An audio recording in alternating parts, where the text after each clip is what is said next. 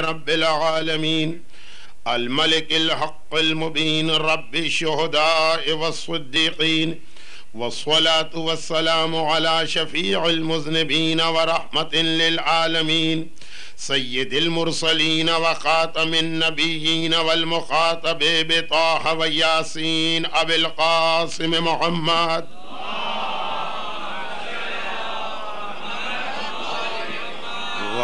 وآله وعترته وأهل بيته الطيبين الطاهرين المعصومين المظلومين المكرمين المنتجبين الميامين سيما على بقية الله في الأراضين وحجته على العالمين عجل اللهم له الفرج ولعنة الله على أعدائهم أجمعين أما بعد فقد قال الله عز وجل في كتابه المبين وفرقانه المتين وقرآنه المجيد وقوله الحق بسم الله الرحمن الرحيم فقل تعالوا أتل ما حرم ربكم عليكم ألا أن تشركوا به شيئا وبالوالدين إحسانا ولا تقتلوا أولادكم من إملاق نحن نرزقكم وإياهم ولا تقربوا الفواحش ما ظهر منها وما بطن ولا تقتلوا النفس التي حرم الله إلا بالحق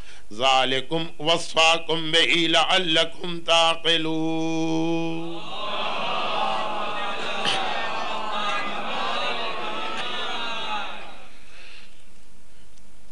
دراصل یہ اعلان یہ مجلس 9 بجے شروع ہوتی ہے ان لوگوں کے لیے تھا جو 9:30 بجے آتے ہیں، اور اسی لیے میں نے اپنے برادر محترم سے کہا کہ اس مجمع کو تو یہ بتانے کی ضرورت ہی نہیں. دیکھیں مجھے اس سے کوئی فرق نہیں پڑتا کہ کوئی آ رہا ہے کہ نہیں آ رہا، لیکن اس وقت ذرا سی زحمت ہوتی ہے کہ جب مجمع ذرا دیر سے آ بھی رہا ہو اور سن بھی رہا ہو. آ جائیں، آنے کے بعد خالی حصول ثواب کے لیے صف اعضاء پہ بیٹھے اور ان کی توجہات نہ ہو تو کوئی بات نہیں، لیکن وہ سننے کی کوشش بھی کر رہے ہیں اور سمجھنے کی کوشش بھی کر رہے ہیں اور بات بالکل درمیان میں. اس لیے کل میں نے مصائب کے بعد وہ جملہ عرض کیا تھا، لیکن ایک ہی مرتبہ کی بات تھی. اب کتنی مجلسیں بچی ہیں؟ پیر اور منگل 2 دن ہیں، بدھ کے دن تو انشاءاللہ جیسا ابھی آپ نے اعلان سنا کہ 20ویں کی مجلس ہونے کی بنا پر توقع یہی ہے کہ مومنین وقت پر پہنچ جائیں گے. ہاں، یہ ایک درخواست یا گزارش بعض افراد کی جانب سے آئی ہے کہ ان کو ڈر لگ رہا کہ ہر سال کی طرح سے موضوع شروع بھی نہیں ہو پائے گا اور یہ مجالس پوری ہو جائیں گی. تو انہوں نے کہا کہ کم سے کم آپ ان 3 آیتوں کا خالی ترجمہ پڑھ دیں، پھر جب اس کی تشریح ہوتی ہے تو ہوتی رہے گی.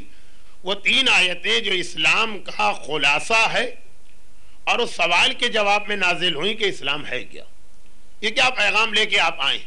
اب یہ سوال بدتمیزی سے بھی کیا گیا، آخر یہ ہے کیا چیز جس نے بھائی کو بھائی سے اور باپ کو بیٹے سے اور شوہر کو بیوی سے اور پڑوسی کو پڑوسی سے جدا کر دیا اور بڑے قاعدے کے ساتھ بھی کیا گیا.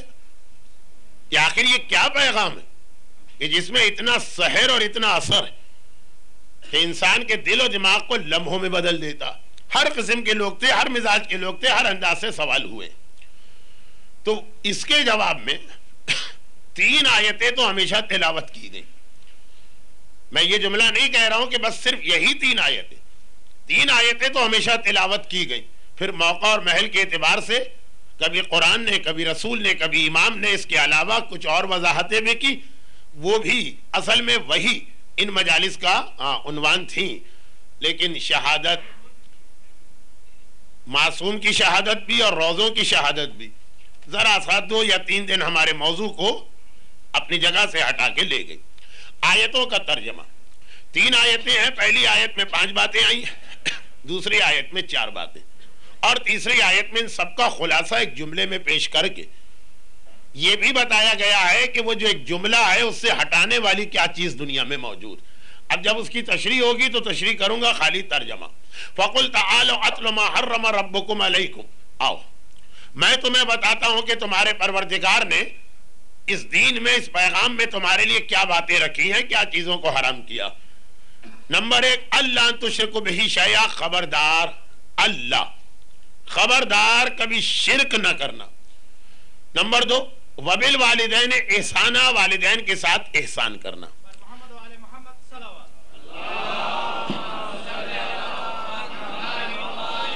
نمبر 3 ولا تقتلوا اولادکم من املاق، خبردار رزق اور روزی کے ڈر سے اپنی اولاد کو قتل نہ کرنا، ان کو رزق دینے والے بھی ہم ہیں اور تمہیں رزق دینے والے بھی ہم ہیں۔ نمبر 4 ولا تقربوا الفواحش، خبردار بے حیائی کے کاموں کے قریب بھی نہ جانا، ما ظہر منہا وما بطن، چاہے وہ ظاہر ہو چاہے وہ چھپا ہوا ہو۔ نمبر 5 اب وہ آخر میں آ رہا جس کو اصولاً تو پہلے آنا چاہیے، ولا تقتلوا النفس التي حرم الله الا بالحق، خبردار کسی کو قتل نہ کرنا جب تک کہ حق کی بات نہ ہو۔ 5 باتیں بیان ہوئی، پھر قرآن نے ذرا سا ایک ہمیں اور آپ کو سانس لینے کے لیے یا سوچنے کا موقع دیا۔ ذالکم وصاکم بہ لعلکم تعقلون، یہ ہم نے وصیت کی ہے تاکہ تم عقل استعمال کرو۔ پیغام مکمل نہیں ہوا۔ آیت نمبر 152 شروع ہوئی، ولا تقربوا مال الیتیم الا باللتی ہی احسن حتی یبلغ اشدہ، خبردار یتیم کے مال کے قریب بھی نہ جانا جب تک کہ وہ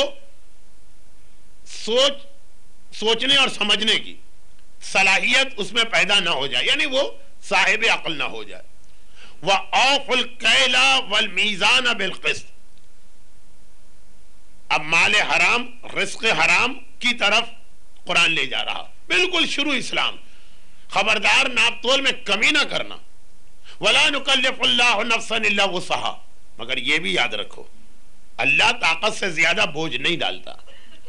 اصل میں ایک سوال بیچ میں آ گیا تھا، جیسے یہ آیت نازل ہوئی ایک سوال آیا، چنانچہ پروردگار نے اس ٹکڑے کو اس آیت کے درمیان وحی کے ذریعے ایڈ کر دیا۔ آیت تو اتنی آئی تھی کہ ناپ تول میں کمی نہ کرنا۔ گھبرا کے مسلمانوں نے کہا یا رسول اللہ یہ کیسے ممکن ہے کہ آدمی بالکل ایگزیکٹ ہر چیز کو ناپے یا تولے؟ آج کے زمانے میں تو ایسے اسکیل یا ترازو بن چکے، لیکن اس زمانے میں تو یہ کہا کہ جتنی طاقت ہے اللہ اتنا ہی بوجھ ڈالتا، بہت ہی معمولی اگر کمی بیشی ہو جائے تو وہ معاف بھی ہے، اور اس کے لیے پھر الگ سے ایک حدیث بھی آئی، لیکن ابھی تو میں خالی ترجمے کی منزل پہ ہوں، تشریح اور تفسیر نہیں۔ قرآن کریم اس کے بعد 8ویں بات بتا رہا، 5 باتیں پہلی آیت میں آئی، 6ٹھی مال یتیم، 7ویں ناپ تول میں کمی۔ اب اس آیت میں ابھی تک زیادہ زور مال حرام سے مومن کو بچانے کا تھا، اور اس کے بعد 8ویں بات آ رہی یہ زبان کے حوالے سے، وَإِذَا قُلْتُمْ فَعْدِلُوا وَإِنْ كَانَ ذَا قُرْبَى، جب بولو تو ہمیشہ حق کی اور عدل کی بات بولنا، چاہے تمہارے رشتہ داروں ہی کے خلاف کیوں نہ جا رہی۔ اور اس کے بعد پھر ایک طرح سے قاعدہ کلی، وَبِعَهْدِ اللَّهِ أَوْفُوا، اور جو تم نے اللہ سے عہد کیا اس کی پابندی کرتے رہنا، ذَالِكُمْ وَصَّاكُمْ بِهِ، اور یہ تمہیں اس لیے بتایا جا رہا ہے تاکہ لَعَلَّكُمْ تَذَكَّرُونَ، تم اللہ کو یاد کرو اور عبرت حاصل کرو۔ 5 باتیں جس کے آخر میں آیا عقل استعمال کرو، 4 باتیں جس کے آخر میں آیا کہ اب اللہ کو یاد کرو، اور اس کے بعد آخری بات وَأَنَّ هَذَا صِرَاطِ مُسْتَقِيمًا فَاتَّبِعُوهُ وَلَا تَتَّبِعُوا السُّبُلَ، اور دیکھو سیدھا راستہ صرف میرا راستہ ہے، اسی کی پیروی کرنا ہے، خبردار ایک سے زیادہ راستوں پہ قدم نہ بڑھانا، 2 کشتی میں پیر رکھنے والا ڈوبتا ہی ڈوبتا۔ وَلَا تَتَّبِعُوا السُّبُلَ، ایک سے زیادہ راستوں پہ نہ جانا، ذَالِكُمْ وَصَّاكُمْ بِهِ لَعَلَّكُمْ تَتَّقُونَ، اور یہ تمہیں اس لیے کہا گیا تاکہ خوف خدا دلوں میں پیدا ہو اور متقی بنو۔ اب یہ تو ہوا آیتوں کا ترجمہ، ابھی خالی ترجمے کی منزل پر ہم پہنچے، لیکن واپس پلٹ کے پہلی آیت کی جانب آئیے، اور اس سے پہلے کہ میں اس پہلی آیت کی باقی ماندہ چیزوں کو آپ تک پہنچاؤں، 2 مختصر سی تمہید، ابھی تمہید نہیں تھی، ابھی تو خالی ترجمہ تھا۔ نمبر 1، آج یہ صبح خواتین کے ایک سوال و جواب کے سیشن میں حاضری کا موقع ملا، 3 گھنٹے مسلسل سوالات آتے رہے، اور بڑے معقول قسم کے سوالات، اور آتے رہے کا مطلب کہ 3 گھنٹے میں جواب بھی دیتا رہا، اور وہ ذوق، وہ شوق، علم کی وہ پیاس، یہ خواتین کی بات ہو رہی، جن کے موضوعات زیورات و لباس سے اور ٹیلی ویژن کے پروگرام سے ہٹ کے کچھ نہیں ہوتے، لیکن اس انداز کے سوالات ہیں. تجربہ ہے ہم لوگوں کے پاس، سوال سے اندازہ ہو جاتا کہ کوئی زبردستی آ کے بیٹھا ہے کہ واقعاً تڑپ رہا تھا، شوق کے ساتھ آیا ہے، حقیقت میں اپنی شرعی ذمہ داری معلوم کرنا چاہتا. تو دل میں یہ خواہش پیدا ہوئی کہ مردوں کے ایسے پروگرام کیوں نہیں ہوتے. کیے ہیں میں نے ایک ہاتھ، لیکن جہاں کیا ہے تو بڑے بے تکے سوال، بلا وجہ ہنگامہ کرنے والے سوال، فساد برپا کرنے والے سوال، چھوٹے چھوٹے ایشوز کو بڑا کرنے والے سوال کے مقصد سے نہیں ہوتے. زیادہ تر ایسا لگتا کہ کوئی پرانا جھگڑا، کوئی پرانا بغض، کوئی پرانا کینہ، کوئی پرانی عداوت سوال جواب کے ذریعے نکالے جا رہے ہیں. سوال کرنے والا سوال کم کرتا ہے، تقریر زیادہ جھاڑ دیتا. تو یہ ایک ایسا فرق مجھے نظر آیا. اور ذرا سوچئے کہ انتہائی دلچسپ ترین فلم بھی اگر 3 گھنٹے کی ہو تو آدمی بور ہو جاتا. چنانچہ دنیا میں کہیں 3 گھنٹے کی فلمیں بھی نہیں بنائی جاتی. ایک آدھ کوئی ایسا ماسٹر پیس بن گیا ہوگا تو بن گیا ہوگا. اور اس کا ایک نتیجہ یہ نکلا کہ کم سے کم سوال و جواب کے اس سیشن کی وجہ سے میرے اوپر جو اس کا اثر چڑھا، تو آج کی مجلس کے آغاز میں جو میں 2-3 دن سے باتیں کر رہا ہوں، اس کے حوالے سے دل چاہا کہ بعض مراجع کے نظریات آپ تک پہنچائے جائے. اچھا دیکھیے، لوگ جان چھڑانے کے لیے کہتے ہیں کہ ہمارے مجتہدین اختلاف بہت ہوتا. ارے تو جن چیزوں میں اتفاق ہے وہ کون سا قوم مان لیتی ہے؟ مجتہدین کا اختلاف اگر نیک نیتی کے ساتھ سوال کیا جا رہا،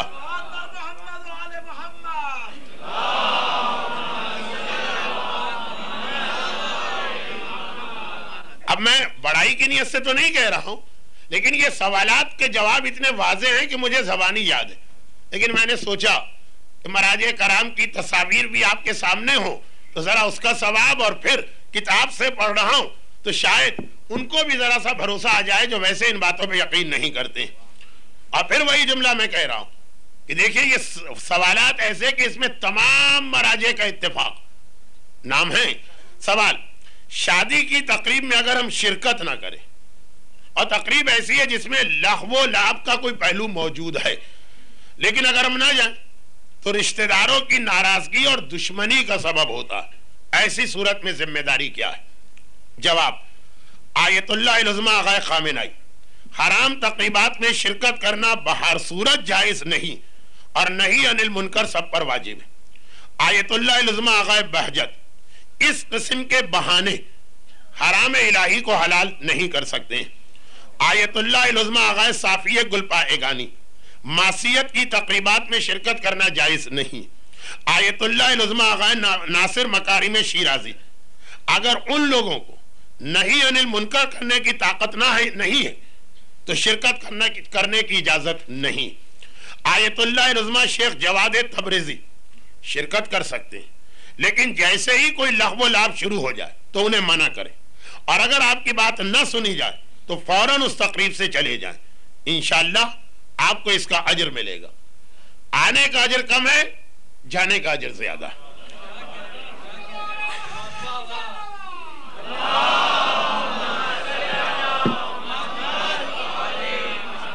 آیت اللہ العظمہ آغاز سیستانی: اگر حرام میں مبتلا ہو رہے ہوں تو جائز نہیں.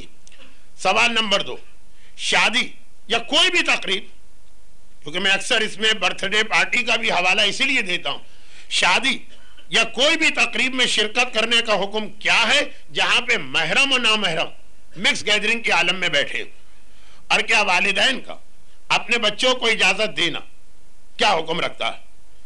آیت اللہ بہجت: حرام یا مفسدے پر مشتمل ہونے کی صورت میں اجتناب کیا جائے، مرد اور عورت کا میل جول کسی حالت میں جائز نہیں. آغا صافیہ گل پائے گانی: حرام ہے، شرکت حرام ہے. آغا آیت اللہ سیستانی: اگر تقریب اس طرح کی ہے کہ جس میں مفسدہ یا گناہ میں مرتکب ہونے کا خطرہ، مرتکب نہیں ہونے خالی خطرہ، جائز نہیں ہے. آیت اللہ فاضل لنکرانی: جائز نہیں ہے، اور بچوں کو بھی منع کرنا واجب ہے.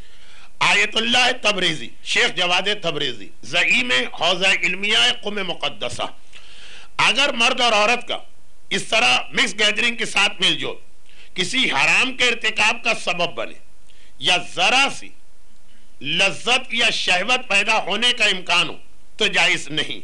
والدین کو چاہیے کہ اپنے بچوں کو منع کریں کہ اس طرح کی تقریبات میں شرکت نہ کریں. آیت اللہ مکارم شیرازی، سوال میں جو تقریب پوچھی گئی یہ اسلامی تقریب نہیں ہے بلکہ اس سے گناہ میں آلودہ ہونے کا سبب ہو رہا ہے، اس لیے اس میں شرکت کرنا حرام ہے.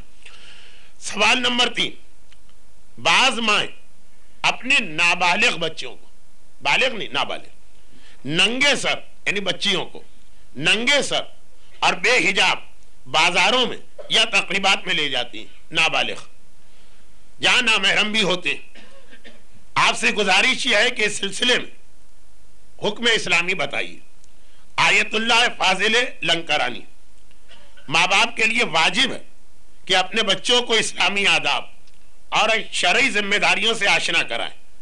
چنانچہ ان موارد میں یعنی مارکیٹ، بازار، تقریبات اگر کوئی فساد کا سبب ہے یا شہوت پیدا ہونے کا امکان ہے تو اگرچہ لڑکی ناسمجھ بھی ہے تو اس کو پردہ کرانا واجب ہے تاکہ معاشرہ بے راہ روی اور گناہوں میں ملوث نہ ہو.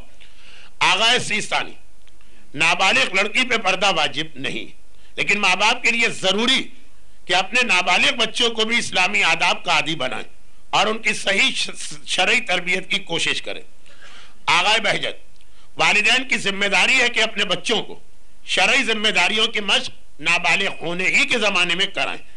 آغا مکارم شیرازی، ماں باپ پہ لازم ہے کہ اپنے بچوں کو بچپن ہی سے اسلامی مسائل سے آشنا کروائیں.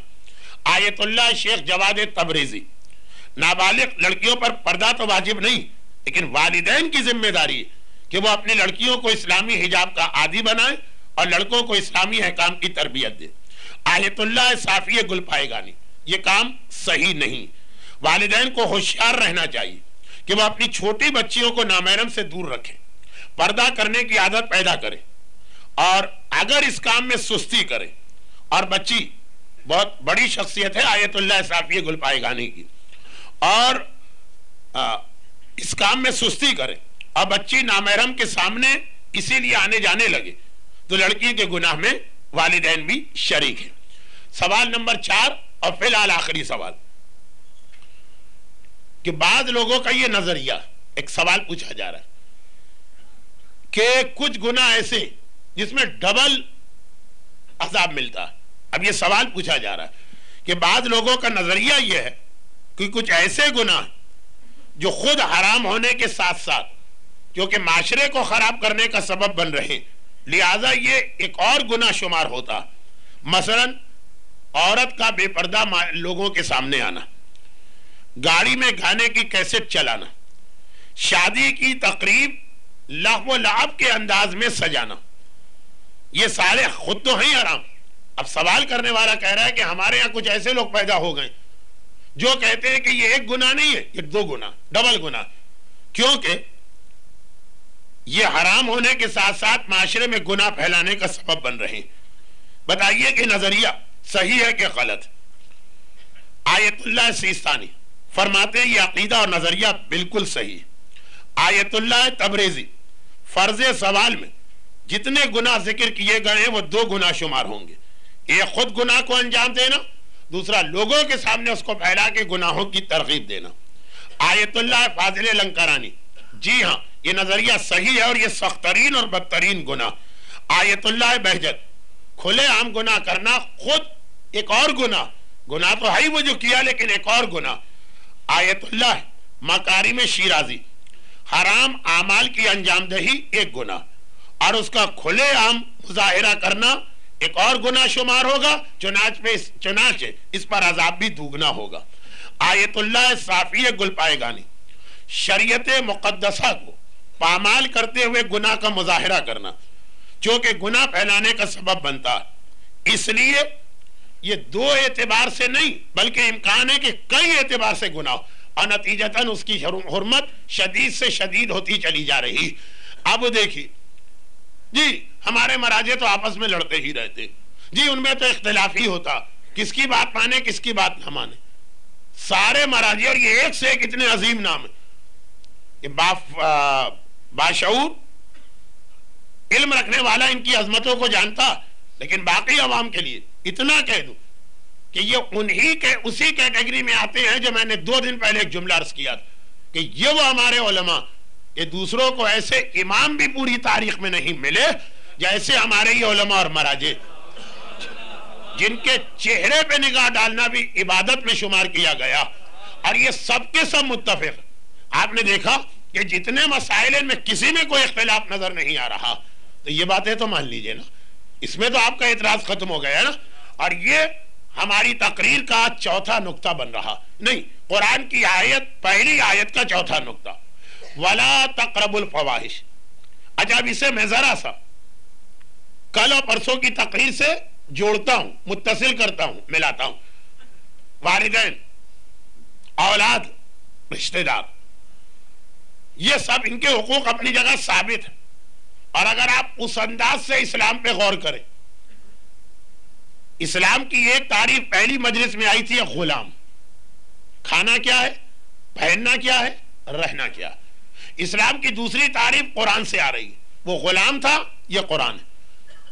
تیسری تعریف، اور وہ بھی شروع اسلام میں ہی پیغمبر سے سن لیجئے، اگرچہ یہ واقعہ بہت مشہور ہے، اسی لیے میں مختصر کروں گا تاکہ آپ کا وقت ضائع نہ ہو، لیکن اس میں اسلام کی ایک تعریف، اور بالکل شروع زمانے میں کیا، قرآن یا اللہ کا رسول۔ آج کے زمانے کا کوئی سیاسی لیڈر کہ جب کمزور تھے، جب طاقت کم تھی، جب ماننے والوں کی تعداد میں کمی تھی، تو اسلام کی کوئی اور تصویر پیش کی ہو، اور جب طاقت بڑھ گئی ہو، حکومت قائم ہو گئی ہو، ماننے والے بہت زیادہ ہو گئے ہو، تو انہوں نے اسلام کی تعریف کو بدل دیا۔ یا یہاں پہ اصول یہی کہ حرام محمد قیامت تک کے لیے حرام، حلال محمد قیامت تک کے لیے حلال۔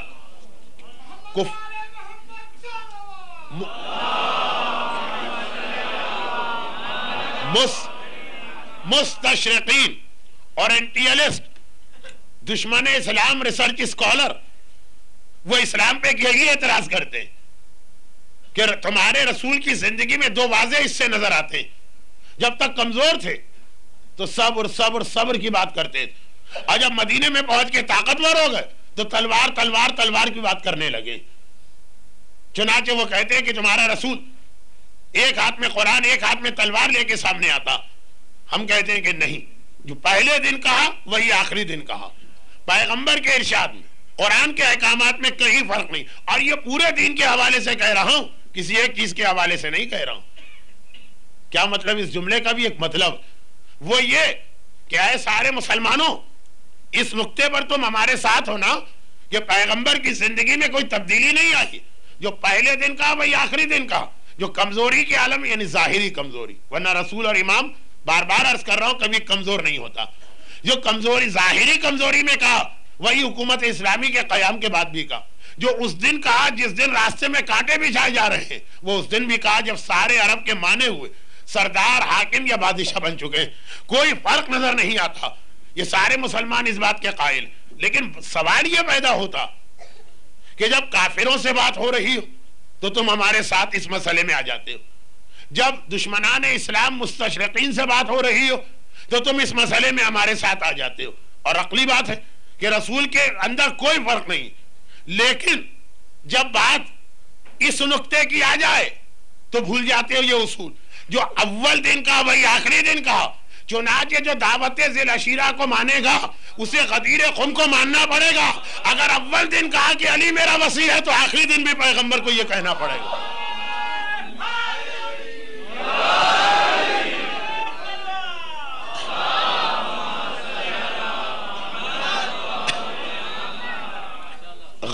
غدیر کو تاریخ اسلام سے نکال دے تو وہ پورا اعتراض پلٹ کے آ جاتا ہے۔ جو پہلے دن یہ رسول کہتا ہے وہ آخری دن میں نہیں کہتا۔ اگر پیغمبر کی توہین تمہیں قبول نہیں ہے، ناموس رسالت پہ جان دینا اپنے لیے ایک فخر مسلمان سمجھتا ہے، تو اسے غدیر کو ماننا پڑے گا جب تک کہ وہ ذی العشیرہ کو مان رہا۔ یہ خود ناموس رسالت کا ایک حصہ ہے، یہ خود عظمت رسالت کا ایک حصہ ہے۔ درود بھیجے محمد و آل محمد۔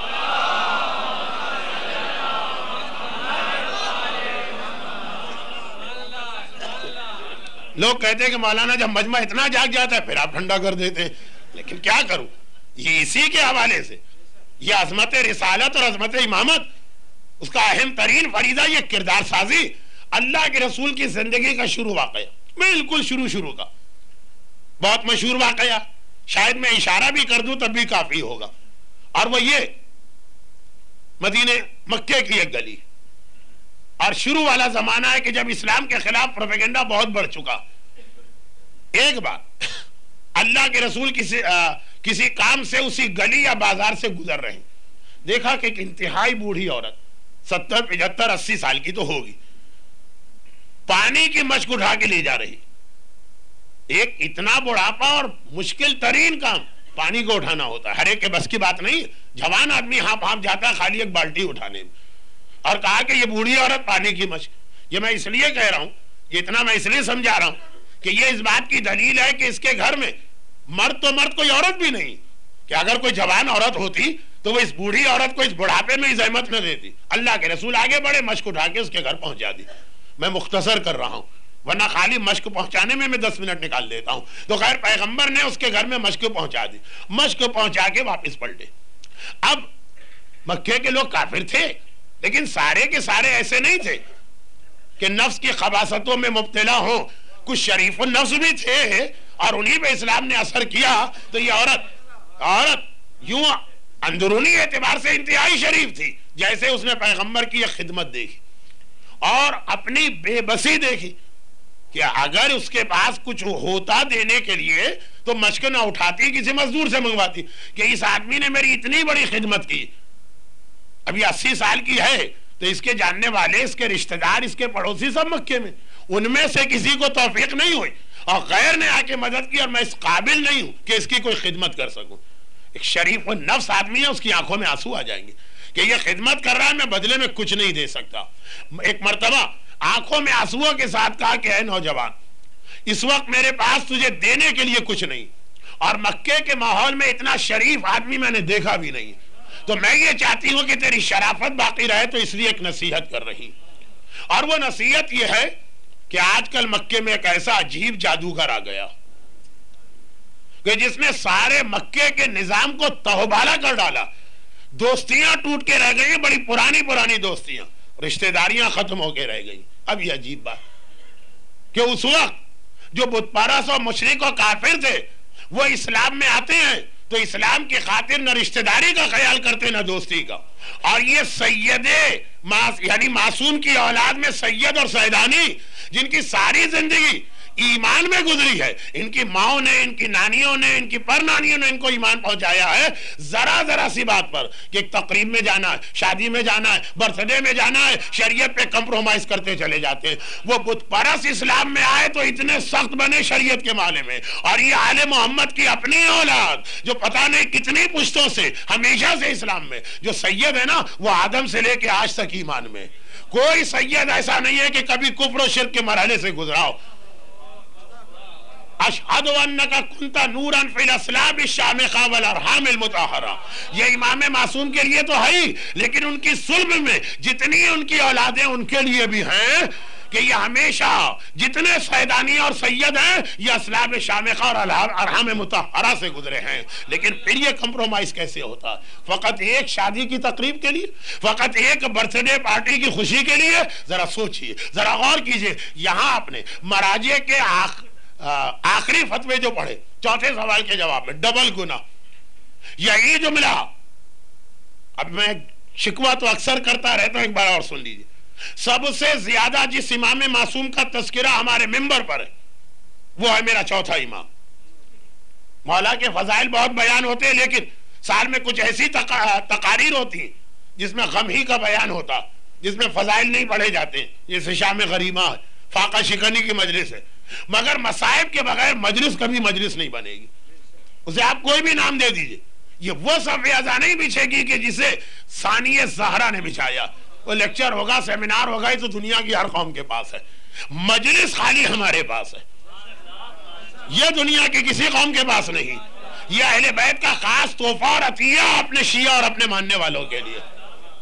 لیکن جس نے یہ صف ازا بچھائی اور مصائب کی وجہ سے سب سے زیادہ اس کا ذکر ہوتا، اگر مجمع میں مجمع سے مطلب یہ مجمع نہیں، عام ایک بات ہو رہی، پوچھ لیا جائے کہ ساری زندگی جس چوتھے امام کا ذکر سنا اور کیا، ان کی ایک حدیث سنا دو، تاریخی واقعات یعنی کربلا کے حد سے ہٹ کر کوئی فرمان امام سنا دو، تو شاید 10% لوگوں کو تو ایک آدھ حدیث یاد ہو۔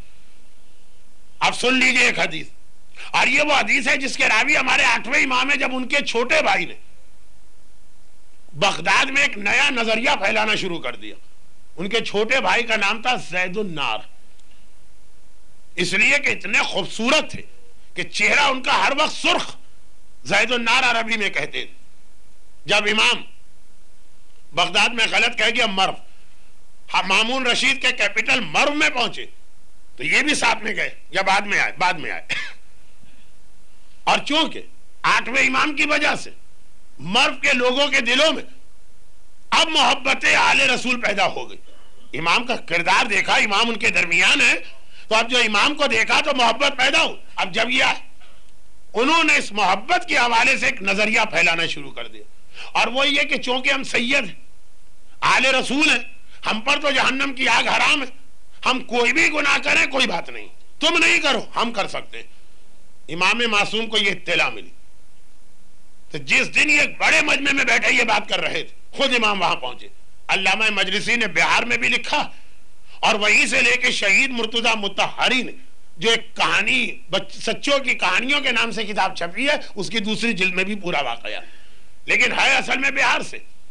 اور امام نے وہاں جا کے پہلے تو ان کو ڈانٹا اور کہا کہ تم نے کتنا بڑا دعویٰ کیا جو تمہارے دادا چوتھے امام نے بھی نہیں کیا تھا، وہ کر سکتے تھے لیکن نہیں کیا تھا۔ کیا تمہیں یاد نہیں کہ ہمارے دادا چوتھے امام کا ذکر کیا کس طرح یہ کہا کرتے تھے کہ اے میری سید اولادوں، یاد رکھو اگر تم نیکی کرو گے تمہیں دوگنا ثواب ملے گا، ایک نیکی کا اور ایک اس بات کا کہ تم نے رسول کے نام کا احترام رکھا۔ دیکھیں یہ عجیب جملہ، احترام رسالت میں خالی وہ چیزیں نہیں آتی جو آج کل کی جا رہی، وہ تو ہیں، احترام رسالت میں یہ بھی کہ ہم رسول کے بیٹے، دل بہت چاہ رہا ہے گناہ کرنے کا، یہ سوچ کے رک گئے کہ ہماری وجہ سے رسول کی توہین ہوگی۔ رسول کی توہین خالی توہین آمیز خاکوں ہی سے نہیں ہوتی ہے، رسول کی توہین ان کی اولاد میں کسی کی بدکرداری سے بھی ہوتی ہے۔ یہ میں نے نہیں کہا، 8ویں امام نے فرمایا، چوتھے امام نے فرمایا، کہا دوگنا ثواب ملے گا۔ اور اگر تم میں سے کسی نے گناہ کیا تو کیا یاد نہیں ہمارے دادا نے کیا کہا تھا کہ ڈبل عذاب ملے گا، ایک گناہ کرنے کا اور ایک توہین رسالت کرنے کا۔ امام اسے توہین رسالت قرار دے رہے، بڑی سختی کے ساتھ اپنے چھوٹے بھائی کو مجمع عام میں خالی روکا ہی نہیں، دلیل کے ذریعے سے اس نظریے کو امام نے غلط قرار دیا۔ تو یہ ساری بات کہاں سے نکلی کہ امتی کو بھی حق نہیں ہے کہ رشتہ داری، دوستی اور پڑوسی ہونے کے نام پر شریعت میں کمپرومائز کر لے اور حلال محمد کو حرام محمد کو حلال کر لے۔ اور سید کو تو یہ ڈبل سوچنا ہے کہ وہاں مسئلہ خالی حرام محمد کو حلال کرنے کا نہیں ہے، بلکہ گویا اپنے باپ کے حرام کیے ہوئے عمل کو حلال کرنے کا ہے۔ جو ناچے ذرا جائیے مکے کے ماحول میں، بوڑھی گھر میں بیٹھنے والی عورت کہہ رہی ہے، عجیب اس کے ماننے والے، جس پر اس نے جادو کر دیا، نہ رشتہ داری کا خیال نہ پڑوس کا خیال۔ ابو لبابہ سے ذرا سی غلطی ہو گئی 50 سال پرانی دوستی کی وجہ سے تو کتنا نادم ہوئے، جو کہ اس مجمع میں جو میں نے پہلے دن کہا تھا وہی آج کہہ رہا ہوں، بہت سارے ایسے چہرے نظر آ رہے ہیں، چہرے بتا رہے ہیں کہ یہ حج کر چکے ہیں یا عمرہ کر چکے۔ آج اس نے حج اور عمرہ کیا تو مدینے کے اندر ستون توبہ تو دیکھا ہی، اور ستون توبہ دیکھا ہے تو اس کی تاریخ بھی معلوم کی۔ 50 سال پرانی دوستی کی وجہ سے ذرا سی غلطی ہو گئی تو کس انداز سے تڑپ تڑپ کی توبہ کی جا رہی ہے دوستی۔ اور یہ ہمارے یہاں دوستی اور پڑوس کی بنیاد پہ روزانہ شریعت کو قربان کیا جاتا۔ بہت ہو گئی یہ بات، اب میں آگے بڑھتا ہوں۔ تو خلاصہ یہ ہے کہ اس نے کہا اس کے قریب نہ جانا، جس نے باپ کو بیٹے سے اور بھائی کو بھائی سے، دوست کو دوست سے اور پڑوسی کو پڑوسی کو سے، اور بیوی کو شوہر سے اور شوہر کو بیوی سے جدا کر دیا، اس کا جادو جس پہ چل جائے۔ ایک بات پیغمبر نے سر جھکا کے کہا کہ آپ کی نصیحت بہت بزرگ کی نصیحت سن لی، لیکن افسوس میں اس پہ عمل نہیں کر سکتا. تو ایک واقعہ مشہور ہے نا, صرف وہ جملہ آپ کو یاد دلانا. قرآن نے بھی سورہ انعام میں کہا لعلکم تذکرون, تمہیں یاد دلانا. گھبرا کے عورت کہتی ہے تو اتنا شریف نظر آ رہا, بڑوں کا اتنا احترام کرنے والا نظر آ رہا, اور پھر یہ کیوں کہہ رہا؟ کہا اس لیے کہ میں ہی وہ آدمی جس سے بچنے کی آپ مجھے نصیحت کر رہی. اب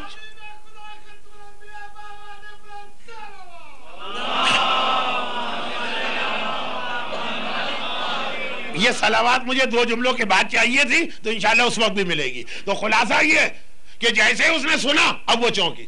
کیوں قرآن نے کہا کہ ہم تمہیں اسلام بتا رہے ہیں لعلکم تعقلون, عقل ہے تو اسے قبول کر لو گے. اب یہ عورت صاحب عقل تھی, عقل رکھتی تھی. جیسے ہی اس نے یہ سنا, گھبرا کے کہا تو اچھا یہ بتا تو نے پھر میری مدد کیوں کی؟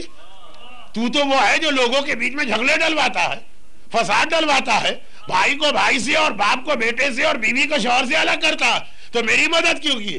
مدد کرنا کا مطلب ہے جوڑنا, اور فساد کا مطلب ہے توڑنا. تو لوگوں کو توڑنے آیا ہے, یہ مدد کیوں کی ہے؟ پیغمبر اسلام نے جواب دیا اس لیے کہ جو پیغام میں لے کے آیا ہوں اس پیغام میں یہ لکھا ہے کہ معاشرے میں جتنے بھی کمزور اور مظلوم لوگ ہیں ان کی مدد کرنا لازم ہے. بے اختیار یہ سنا, قرآن کہتا ہے ذالکم وصاکم بہ لعلکم تعقلون, ہم تمہیں اس لیے اسلام کی تعلیم دے رہے تاکہ تم عقل استعمال کرو. اس نے عقل استعمال کی, جیسے ہی سنا یہ ہے اسلام, بے اختیار بغیر کسی تبلیغ کے کہا اشہد ان لا الہ الا اللہ و اشہد انک رسول اللہ, میں گواہی دیتی ہوں تو اللہ کا سچا رسول ہے.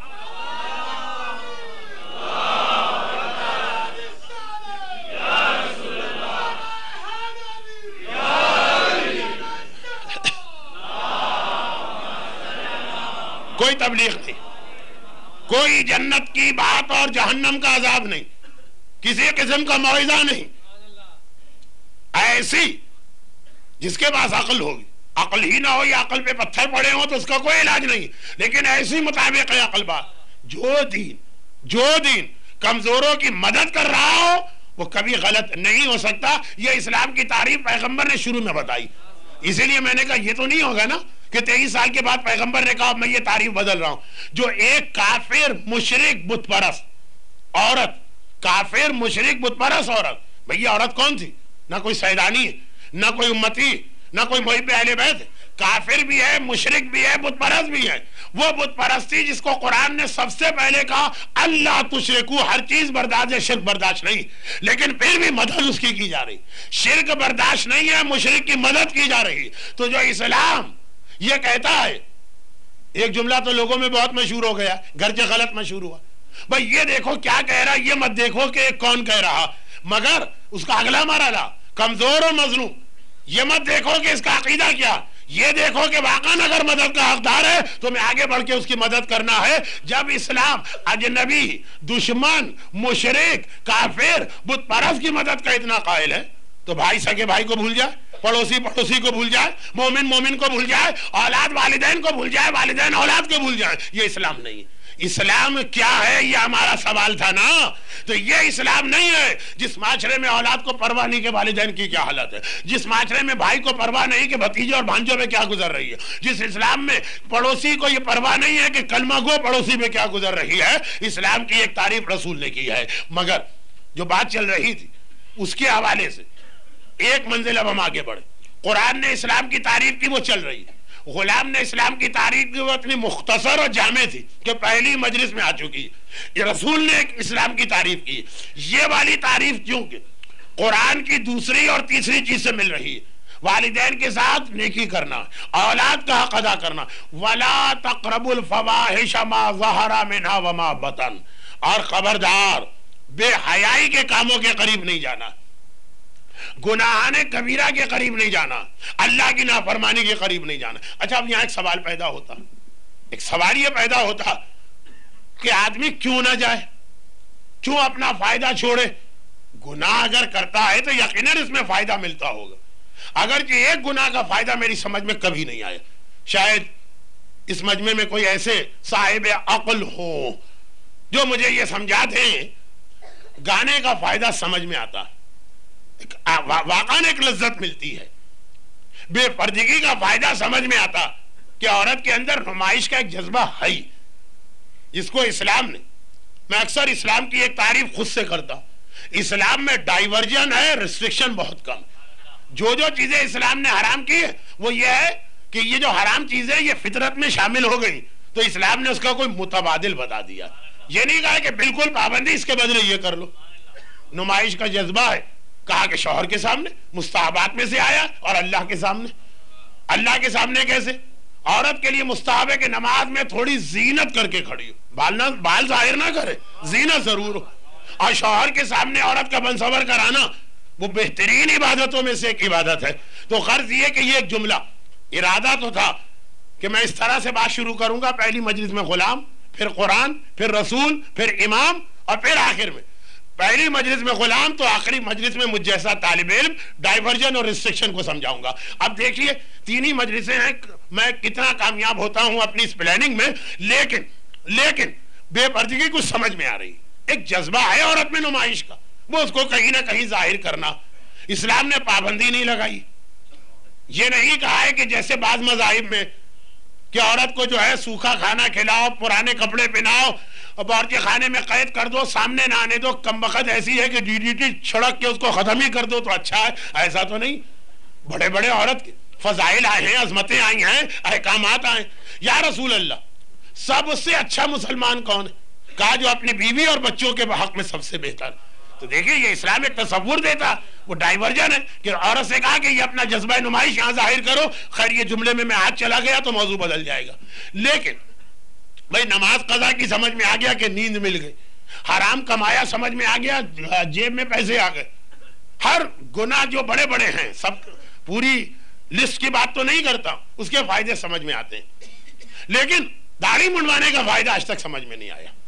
خاص طور پہ جن کی شادی بھی ہو گئی، خاص طور پہ جو قبر میں پاؤں بھی لٹکائے بیٹھے ہیں، یا کوئی دوسری شادی کا امکان ہی نہیں ہے، کوئی شادی وادی ہوگی تو ملک الموت سے ہی ہوگی. فائدہ آج تک سمجھ میں نہیں. اس ایک گناہ کا کیا مل کیا جاتا اس سے؟ لوگوں نے کہا مولانا داڑھی منڈوا کے دیکھیے تو پتہ چل جائے گا. خیر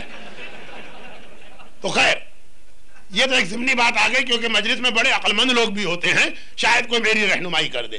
واپس آئیے اصل مسئلے پر کہ یہ جو قاعدہ کلی اپنے آپ کو حرام سے بچاؤ، وَلَا تَقْرَبُوا الْفَوَاحِشَ مَا ظَهَرَ مِنْهَا وَمَا بَطَنَ. ایک سوال یہ نا کہ اس میں کیا ملے گا. اب اس کے حوالے سے تاریخ اسلام کا بلکہ سیرت النبوی کا ایک اہم واقعہ سنیے، گرچہ بہت کم مشہور ہے، لیکن قرآن کی آیتوں میں جو پروردگار کے اعلانات، کبھی قرآن نے کہا وَأَمَّا مَنْ خَافَ مَقَامَ رَبِّهِ وَنَهَى النَّفْسَ عَنِ الْهَوَىٰ فَإِنَّ الْجَنَّةَ هِيَ الْمَأْوَىٰ. جس کے سامنے گناہ کوئی ہاتھ پکڑنے والا نہیں، وہ صرف اللہ کے ڈر سے، من خاف مقام ربہ، وہ ڈرا کہ ایک دن تو مجھے اللہ کے سامنے کھڑا ہونا آئے گا ضرور. ایک دن، کل آئے، 10 دن بعد آئے، 100 دن بعد آئے، 1000 دن بعد آئے گا ضرور وہ دن جو اللہ کے سامنے کھڑا. وہ ڈرا، کیا جواب دوں گا؟ ڈر عذاب والا نہیں ہوتا، ڈر کبھی احترام والا بھی ہوتا. ایک غلام ہے جو آقا کے ڈر سے کام نہیں کرتا، ایک بیٹا ہے جو باپ کے احترام میں کوئی ایسا کام کرتے ہوئے گھبراتا. یہ لفظ ڈر کو بھی سمجھیے.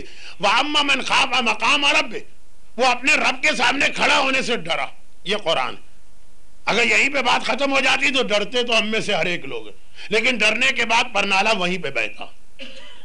میں وہ جملہ تو نہیں کہہ رہا ہوں جو کتے کے حوالے سے ہے کہ 12 برس کے بعد بھی نلکی سے تم نکالو تو ٹیڑھی کی ٹیڑھی ہوگی، وہ نہیں کہہ رہا ہوں. لیکن ڈرنے کے بعد نتیجہ وہی نکلتا ہے جو ڈرنے سے پہلے تھا. ڈرنے سے پہلے بھی داڑھی شیو کی جا رہی ہے، ڈرنے کے بعد ڈرنے سے پہلے بھی بے حجابی ہے، ڈرنے کے بعد ڈرنے سے پہلے بھی مومن کی حق تلفی ہو رہی ہے. ڈرنے اب اسی لیے قرآن نے یہاں روکا نہیں.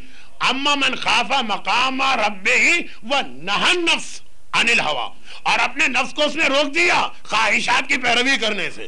یہ ہوتا ہے صحیح ڈر کہ یہ گناہ نہیں کرنا ہے، یہ ہے صحیح ڈر. فإن الجنة هي المأوى، قرآن نے کہا جنت اس کے لیے.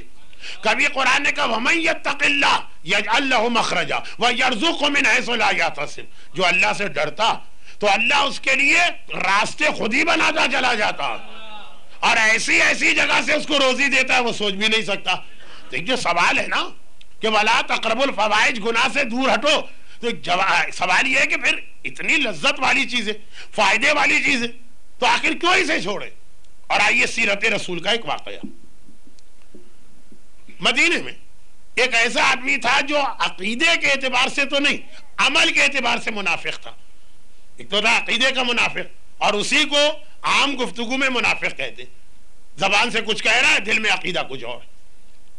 بلکہ یہ میں نے غلط کہہ دیا، اس لیے کہ لوگ کہتے کہ پھر تقیہ بھی یہی. منافق اسے نہیں کہتے جس کی زبان پہ کچھ ہو دل میں کچھ. منافق اسے کہتے ہیں جس کی زبان پہ حق ہو اور دل میں باطل ہو. اور اگر اس کا الٹا ہو جائے تو وہ تو مومن خالص ہے.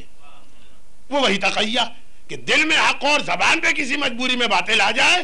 وہ ہمارے یاسر ہیں، وہ مومن آل فرعون ہے، وہ مومن آل قریش ہے، وہ ایک لمبی چوڑی لسٹ ہے. تو خیر یہ تو ہوا عقیدے کا منافق، زبان پہ حق دل میں باطل. قرآن کی پہلی آیت یہ جھوٹے، سورہ منافقون کی. اچھا ایک ہوتا ہے عمل کا منافق، اس کو منافق کہتے نہیں. میں نے بات کو سمجھانے کے لیے مختصر کرنا چاہا تو الٹا اور زیادہ سمجھانا پڑ گیا. یعنی یہ لوگوں کے سامنے، پیغمبر کے سامنے بڑا نیک و مقدس بن کے آتا. اب پیغمبر کے زمانے میں نماز تو کوئی قضا کر ہی نہیں سکتا. گویا مسجد نبوی میں گویا ایک اٹینڈنس رجسٹر رکھا ہوا. پیغمبر دریافت کرتے کہاں تھے. اچھا اگرچہ وہ اس انداز کا دریافت کرنا نہیں ہے دوسرے انداز کا، لیکن مقصد وہی. تو ہوتا ہے کیوں نہیں آئے نماز میں؟ ایک ہوتا ہے بھائی طبیعت ٹھیک تھی، گھر میں خیریت تھی، کیوں نہیں آئے نماز میں. مقصد دونوں کا یہی کہ اگر اس نے کہا یا رسول اللہ دل نہیں چاہ رہا تھا، بس سزا بھی دی ہے لوگ پیغمبر نے. تو مدینے میں نماز تو سبھی کو پڑھنا. مدینے کے اندر ظاہری اسلام پہ تو ہر ایک کو عمل کرنا. مجالے کوئی عورت بے پردہ نکلے جو نہیں بھی مانتی ہے پردے کو، رسول کے زمانے میں کرنا. تو اب یہ ظاہری اعتبار سے ٹھیک تھا، لیکن ایک اس میں عادت بات یہ تھی کہ اس کا ذریعہ معاش تھا چوری کرنا. جب ایک ایک چاول کے دانے پہ آدمی پکڑا جاتا، ایک ایک تنکے پہ آدمی پکڑا جاتا، ایک ایک درہم پہ آدمی پکڑا جاتا، بلکہ ہاتھ کٹ جاتا. اور اس کی تو ساری زندگی یہ ہے کہ راتوں کو یہ گھروں میں کود کے چوری کر جاتا. اب پرانا زمانہ، یہ آج کل کی طرح پیپر کرنسی یا بینک اکاؤنٹ وغیرہ تو ہے نہیں. ہر چیز گھر کے اندر خود ہی موجود. مال عرب پیش عرب، جو مال ہے وہ سامنے گھر کے اندر.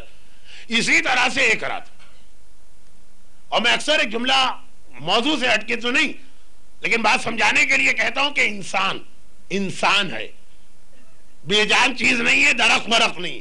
درخت کا اصول یہ، گرچہ اس سے میری ایک بہت اہم تقریر کا اثر ختم ہو رہا، لیکن جب وہ اس وقت پڑھوں گا تو اس وقت کسی اور طرح سے اس میں اثر پیدا کروں گا. لیکن انسان درخت نہیں، پودا نہیں ہے. کیا مطلب؟ یہ گندم نہیں ہے کہ بیج گندم کا بویا تو گندم ہی نکلے گی، جو کا بیج بویا تو جو ہی نکلے گی، آم کا درخت لگایا تو آم ہی نکلے گا، انگور کا درخت بویا تو بیل پہ انگور ہی آئیں گے. نہیں، انسان چنانچہ بدترین انسان بھی ایک لمحے میں اچھا بن جاتا.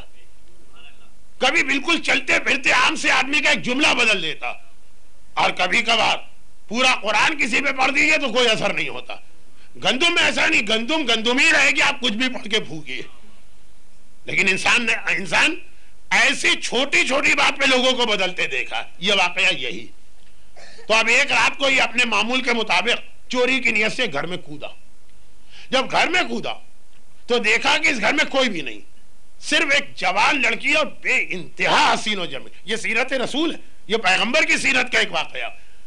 بے انتہا حسین و جمیل ہے، اور وہی یعنی حقیقت میں 18 سال کی. ہمارے ہاں تو عورتیں 18 سے بڑھتی ہی نہیں، چاہے 118 کی کیوں نہ ہو جائیں، لیکن یہ حقیقت میں اسی عمر کی، اور اکیلی. گھر میں کوئی عورت، کوئی مرد، کوئی نہیں. اور سامنے چاروں طرف سونا، چاندی، درہم، دینار، یہ سارے ذخیرے موجود. ایک بار اس نے سوچا کہ آج تو واقعا میری عید ہو گئی، اتنی دولت ہے، کوئی ذرا سا ڈر بھی نہیں ہے. اب دیکھیں آج کل تو ڈاکوؤں کا زمانہ ہے تو ڈر ویسے ہی ختم ہو گیا، لیکن چور بہت ہی زیادہ بزدل ہوتا. ذرا سی بھی کوئی کھڑپڑ کی آواز آئی وہ بھاگ کے جاتا تھا. تو یہ پیغمبر کے زمانے میں ڈاکہ زنی نہیں تھی، چوری تھی. تو دیکھا کہ یہاں کوئی خطرہ ہی نہیں ہے، گھر میں کوئی بھی نہیں، خالی ایک اکیلی لڑکی اور ایک جوان آدمی. ایک لڑکی کو کنٹرول کرنے کے لیے کافی. آج اتنی دولت بھی مل رہی اور ساتھ ساتھ میں جو چاہے کر لوں، اس وقت کون ہے مجھے روکنے اور میرا ہاتھ پکڑنے والا. دولت الگ ملی اور عزت الگ ملی. یعنی عزت ملی تو غلط ہو گیا، اس کا مطلب ہے قابل احترام بنا نہیں. یہ کتنے بڑے فعل حرام کا موقع ملا، اور وہ بھی ایسی خوبصورت لڑکی کے ساتھ. اب یہ سوچ کے آگے بڑھ رہا، برابر کے مکان میں کوئی صاحب نماز شب کے لیے اٹھے تھے کہ تلاوت قرآن کے لیے، اور یہی آیت وہ پڑھ رہے تھے وَأَمَّا مَنْ خَافَ مَقَامَ رَبِّهِ وَنَهَى النَّفْسَ عَنِ الْهَوَىٰ فَإِنَّ الْجَنَّةَ هِيَ الْمَأْوَىٰ۔ یہ 30ویں پارے کی آیت، بہت اہم آیت۔ یعنی میں نے واقعاً خود بھی اس آیت کی مدد سے کتنے لوگوں کو بدلا ہے اور بدلتے دیکھا جن کے ذہن میں اس کا ترجمہ مفہوم۔ اب آیت جو اس کے کان میں پڑی ایک دم یہ چکرا کے روکا۔ اچھا، یہ مدینے کی مسجد میں جاتا، قرآن رسول خدا سے سنا کرتا، ہمارا آپ کا قرآن اثر نہ کرے، رسول خدا کا قرآن سنتا، سارا قرآن اس میں پیغمبر سے سن رکھا ہے، آج تک کبھی اثر نہیں ہوا۔ اور کہا کہ ایک عام سا آدمی جو برابر کے گھر میں یہ آیت پڑھ رہا، ایک دم یہ چکرا گیا کہ آج تو جو میں نے کر لیا تو کر لیا، لیکن بات تو حقیقت ہے کہ ایک دن مجھے اپنے پروردگار کے سامنے کھڑا ہونا، کیا جواب دوں گا اس کا؟ میں گھبرا کے ایک مرتبہ اس گھر سے نکل بھاگا۔ کہاں ڈبل گناہ کا ارادہ کیا تھا، کہاں اس نے دولت بھی چھوڑ دی جو اس کا اصل پیشہ تھا، اور اپنے گھر میں چلا گیا۔ خود بھی اگلے دن صبح کو حیران و پریشان، اس آیت نے اتنا مجھے ڈرا دیا، کوئی اور ڈر نہیں، عظمت پروردگار، ہیبت پروردگار اور قیامت کا خوف۔ خیر، اب صبح کا وقت ہے تو یہ جیسے روزانہ آتا ہے پیغمبر کے پیچھے نماز پڑھنے آئے۔ جب مسجد میں پہنچا، پیغمبر کے پیچھے نماز پڑھی تو نماز کے بعد پیغمبر وہیں بیٹھ جاتے ہیں اور صحابی بھی بیٹھ جاتے ہیں، سوال جواب شروع ہوتے کہ ایک مرتبہ اس کی جان نکل گئی۔ اس نے دیکھا وہی رات والی لڑکی، دیکھیے وہ اپنے گھر میں اکیلی تھی تو بغیر حجاب کے بیٹھی تھی، تو اچھی طرح سے اس نے اس کو دیکھا تھا، کچھ زیادہ ہی اچھی طرح سے دیکھا تھا کیونکہ نیت میں خرابیاں بھی شروع ہو گئی تھی۔ وہ آ رہی، جیسے ہی اس کو آتا دیکھا، جان اس لیے نکلی کہ ایسا لگ رہا ہے کہ اس کو پتا چل گیا تھا اور یہ پہچان گئی تھی، اب پیغمبر کے پاس شکایت کرنے آ رہی۔ ٹھیک ہے، پیغمبر اس کی شکایت پہ توجہ اس لیے نہیں دیں گے کہ گواہ کوئی نہیں، لیکن ایک نام تو آ جائے گا لوگوں میں، ایک چیز تو آ جائے گی نا کہ یہ آدمی ہے، اس پہ کسی نے الزام لگایا ہے، آئندہ بھی اس کے لیے بڑا پرابلم ہو جائے گا، جو چوری ووری کرنے جائے گا لوگ ذرا ہے۔ جان نکل گئی اس کی۔ وہ لڑکی آئی مسجد، سیدھی پیغمبر کے پاس گئی، بات بھی اس نے ایسے ہی شروع کی کہ یہ اور گھبرا گئے۔ یا رسول اللہ، میرے ماں باپ کا انتقال ہو چکا، کوئی میرا قریبی رشتہ دار اس دنیا میں نہیں، شاید یہ کہا تھا اور شاید یہ کہا تھا کہ کیونکہ ایسے آدمی تو کم ہی ہوتے ہیں خصوصاً عرب کے ماحول میں جن کا کوئی نہ ہو، کہ میں ہجرت کر کے آئی ہوں فلاں علاقے سے، میرا سارا قبیلہ کافر ہے، مدینے میں اکیلی ہوں۔ خلاصہ یہ ہے کہ یہ بات طے شدہ، میں مدینے میں بالکل اکیلی ہوں۔ یا رسول اللہ، آپ کا شہر مدینۃ النبی، آرام سے زندگی گزر رہی تھی، لیکن کل رات کو آدھی رات کے بعد ایک چور میرے گھر میں داخل ہوا، وہ ساری وہ بات کہہ رہی ہے کہ بس اس کی جان نکلتی چلی جا رہی۔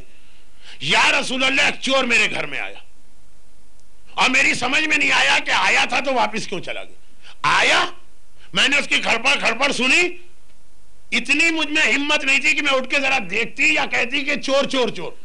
ڈر کی ایک کیفیت ہے کہ 18 سالہ اکیلی لڑکی اتنی دولت کے ساتھ، لڑکی بھی ہے، خود لڑکی ہونا بھی گناہگاروں کے لیے ایک دولت ہے، اور یہ اتنی دولت بھی ہے۔ اتنا ڈر گئی کہ میری آواز نہیں نکل رہی تھی، اور ادھر وہ آیا، کھڑپڑ کی آواز آئی، مجھے لگا کہ وہ مجھے اور میری دولت کو دیکھ رہا، پھر چلا گیا۔ مجھے نہیں پتا کون تھا، لیکن یہ واقعہ ہوا۔ تو یا رسول اللہ، میرے دل میں ایک بے انتہا ڈر پیدا ہو گیا۔ میرا ارادہ یہ تھا کہ فی الحال مجھے شادی نہیں کرنا، لیکن اب میں یہ چاہتی ہوں کہ اپنی عزت کی حفاظت اور اپنی دولت کی حفاظت کے لیے میں شادی کروں، ایک سہارا مجھے ملے۔ یا رسول اللہ، میرے اس مسئلے کو آپ حل کریں۔ پیغمبر نے اس کو دیکھا تو کہا کہ تیرے ذہن میں ذرا سا بھی کوئی خیال ہے؟ کہا نہیں یا رسول اللہ، میں یہاں کسی کو جانتی بھی نہیں ہوں، اور نہ کبھی اس نیت سے کسی گھر کی طرف دیکھا، ارادہ ہی نہیں تھا شادی کا۔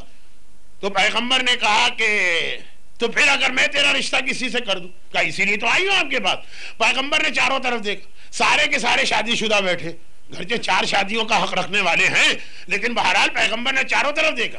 یہ آدمی نماز میں تو ریگولر آتا، شاید پہلی مجلس میں نے کہا تھا جماعت کبھی نہ چھوڑیے، اس میں بہت سارے فائدے، جماعت میں تو ریگولر آتا ہے۔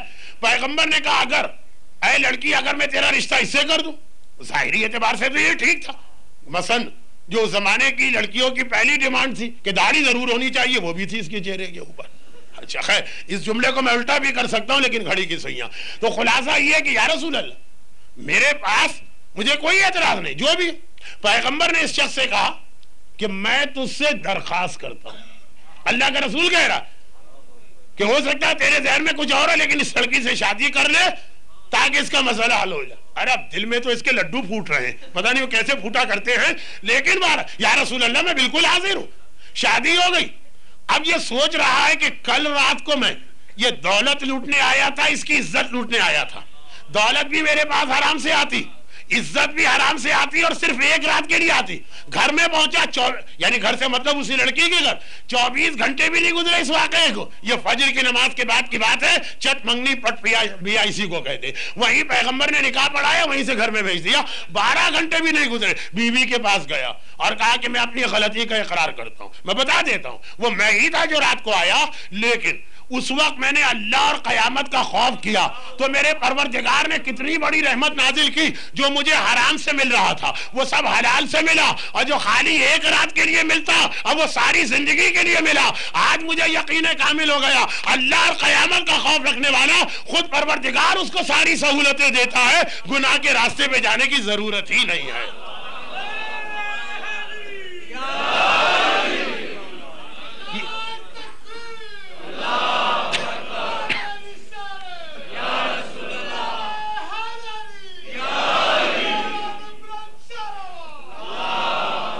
سیرت رسول, تاریخ اسلام, جو کچھ مل رہا تھا سب حرام سے ملتا. ساری دولت اٹھا کے نہیں لے جاتا, جتنی ایک آدمی میں طاقت ہے اتنا ہی لے جاتا. لڑکی سے ایک رات کے لیے ملتی. اب یہ کہ حلال طریقے سے ملا, جتنا سوچا تھا اس سے, اسی کو کہتے کہ اللہ جب دیتا ہے تو بے حساب دیتا ہے. بس شرط یہ ہے کہ آدمی کے دل میں ایسا خوف خدا ہو کہ وَلَا تَقْرَبُ الْفَوَاحِشَ, اللہ کے خوف سے اگر کسی گناہ کے قریب نہ جائے تو وَمَن يَتَّقِ اللَّهَ يَجْعَلْ لَهُ مَخْرَجًا وَيَرْزُقْهُ مِنْ حَيْثُ لَا يَحْتَسِبُ. ایسی جگہ سے دے گا کہ آپ سوچ بھی نہیں سکتے. کیا کوئی سوچ سکتا تھا کہ اس چور کو ایسی جگہ سے ملے گا؟ لیکن بس شرط یہ ہے کہ اتنا بھروسہ اللہ پہ کرو.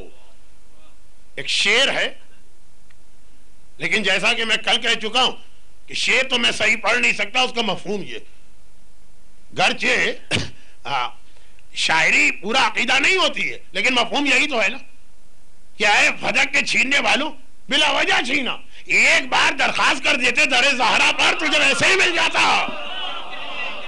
یہ خدا کے نمائندے ہیں نا, جس طرح خدا دیتا اس طرح یہ دیتا. اے پسر سعد, رائے کے لالچ میں تو نے اتنا گناہ عظیم کیا. ایک بار سرکار سید الشہداء کے پاس آ کے کہتا مجھے رائے چاہیے تھی, یہ تجھے رائے دلوا دیتے اور صحیح طریقے سے دلواتے, یہ گناہ کبیرہ تیرے کندھوں پہ نہ. لیکن سلسلہ یہ ہمارے چھوٹے گناہ سے لے کر وہاں تک ہے, وہ سب کے دلوں میں ایسی لالچیں تھیں, ہر ایک کو کچھ چاہیے, مگر وہ بھول گئے کہ من خاف مقام ربہ, اگر اللہ کے سامنے کھڑے ہونے سے ڈرو تو اللہ دے گا جو تم مانگ رہے اور اس سے زیادہ دے گا. اے پسر سعد, ایک بار آ کے حسین سے کہہ دیتا. یہ عظمت حسینی کو جاننے والا مجرم ہے, یہ نادان بے خبر جاہل ناواقف نہیں ہے. صرف یہ کہہ دیتا یہ میری اتنی بڑی تمنا.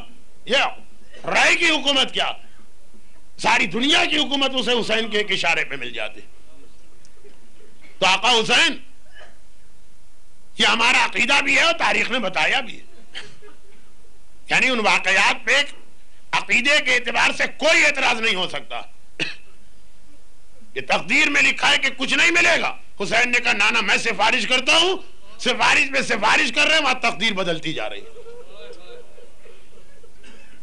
اقبال کا مصرع اگر بڑے لطف لے کے پڑھا جائے کہ نگاہیں مرد مومن سے بدل جاتی ہیں تقدیریں, تو یہ تو امیر المومنین ہے حقیقت میں.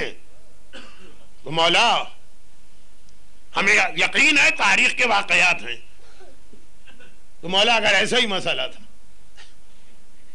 تو کربلا کے میدان میں وہ اشارہ آپ نے کیوں نہ کیا کہ جس سے یہ سارا واقعہ پیش نہ آتا. وہاں پہ حسین کا وہ جواب ہوگا جو 4 دن پہلے میں نے دیا اور بعد مومنین کو بڑا ناگوار گزرا کہ کربلا کا جہاد دوسری چیز, یہ صبر کی تلوار سے فتح کرنے ہم آئے. چنانچہ کربلا تو کربلا, اس سے زیادہ سخت منزلوں پہ بھی کبھی ہمارے سامنے ایسا کوئی رد عمل نہیں آیا. ہاں خبیث دشمن جو ہوتا ہے نا, میں نے شروع میں عرض کیا کہ کافروں میں بھی کچھ شریف النفس ہوتے، اس کا انداز کچھ اور ہوتا. ایک منزل ایسی آئی تھی کہ شمر کے جملے نے علی کی غیرت مند بیٹی کو مجبور کر دیا کہ وہ اپنے ہاتھ اٹھا دے، کیونکہ جملہ ہی ایسا ہے کہ کوئی غیرت مند اسے برداشت نہیں کر سکتا. وہ جملہ کہا بھی جان بوجھ کے گیا تھا. چلتے چلتے یہ قافلہ کوفے کے قریب پہنچا.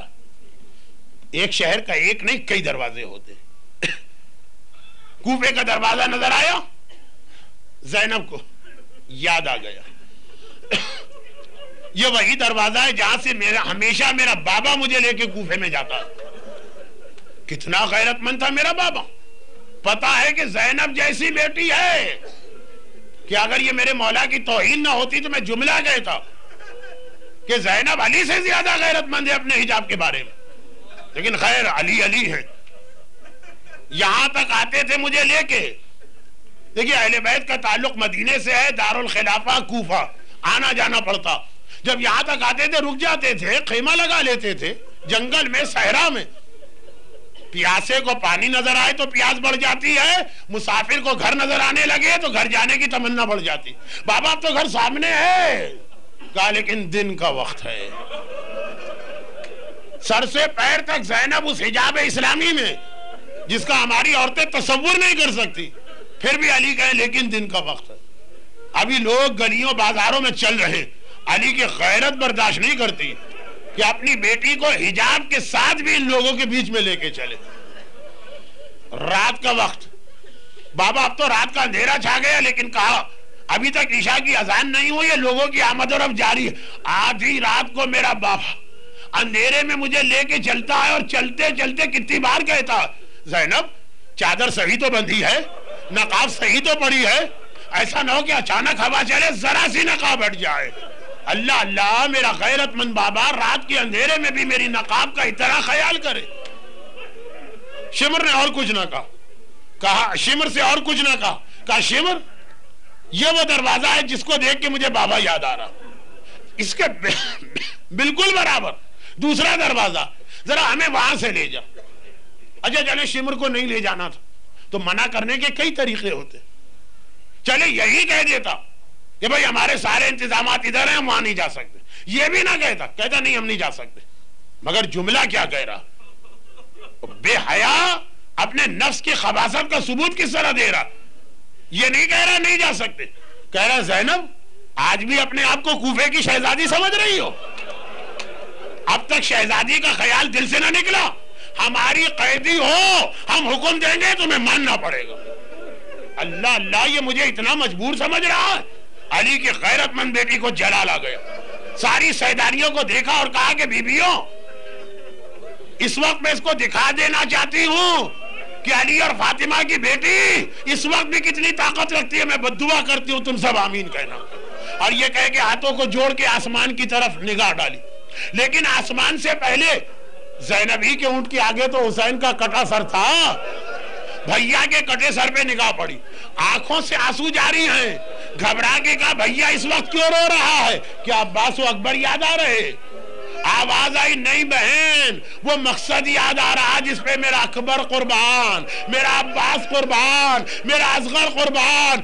زینب بد دعا نہ کرنا، جیسا یہ کہتا ہے اسی طرح چلی جاؤ. بس زینب نے ہاتھ نیچے کیے. اے کلثوم و رقیہ، اے رباب و سکینہ، اب میں بددعا نہ کروں گی. میرا بھیا منع کر رہا ہے لیکن بددعا تو نہ کی، دعا ضرور کی.